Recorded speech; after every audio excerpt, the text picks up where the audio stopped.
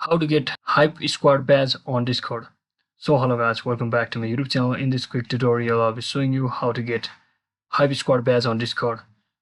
So to get every Hypesquad badge on Discord, you need to participate in Discord's Hypesquad program and on the appropriate badges through events and house assignments.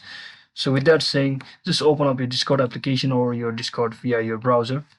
So once you're on your Discord application or your browser, make sure you're currently logged in to your account and simply head over to your user settings.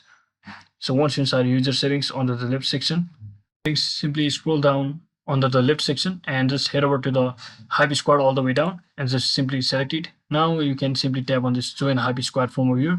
Now you need to answer questions 5 out of 5 for your wish to join Hypesquad and on the badge. So you just have to, mostly they are on the first option, so choose appropriately and just like that, click on continue and click on next.